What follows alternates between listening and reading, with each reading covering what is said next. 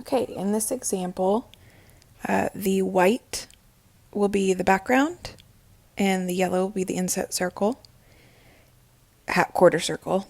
And so I start by folding it in half, the inset circle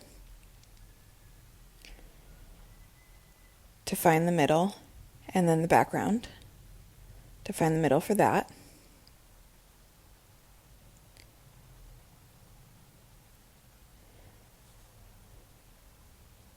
And I just do that by finger pressing, and that way you will know exactly where to line it up.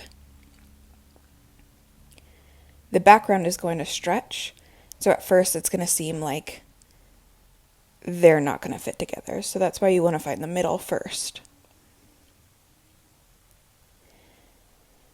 And you can do this without pinning if you want. I would recommend pinning that middle section just to make sure that you always have that anchor.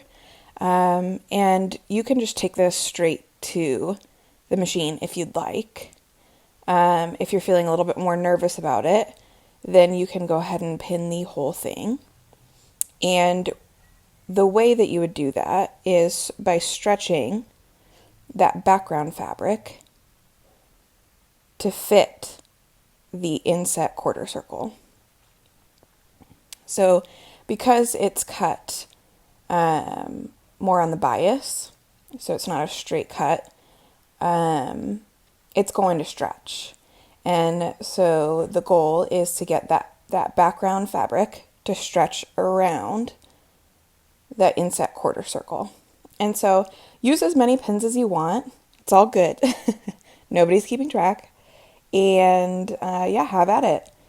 Like I said, you can also just take it straight to the machine.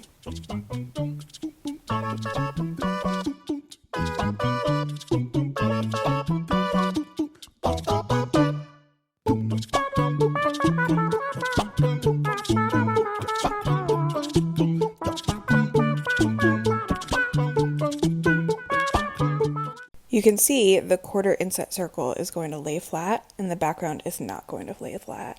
And so when you sew it, you want the flat part to be facing down. It'll just make it for it easier sew, and you can watch out for puckers using the top fabric, the background fabric, and just stretch as you go. And then if you pinned, you should have already stretched, but you're going to have to adjust, and you're going to see me adjust a lot in this video. Totally normal. Definitely don't stress about it. And just so you know, I'm sewing at a quarter circle or a quarter seam allowance, and I'm just keeping that lined up and, pivoting as I go. You can also, if you have a really harsh pivot, like if you have a really small circle, you can put your needle down, lift your presser foot, and pivot. That's always okay to do.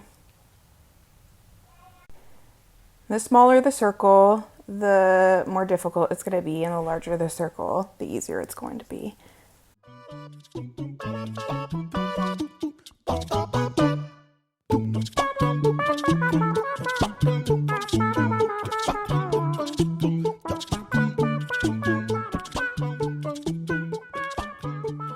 Okay, so you're going to see how it looks straight off the machine before it's been pressed, and now it's been pressed.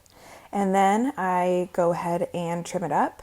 In my patterns, I leave some allowance to trim because, you're working with fabric, and fabric stretches and it warps a little bit, and that's just the way it's going to be. So just leave room for yourself to trim just as little as possible, and you're going to get a beautiful looking inset quarter circle. And you can also use the same technique to sew a half circle or even a full circle. It's a little bit harder with a full circle, but same basic ideas. Woohoo! You did it! Good job!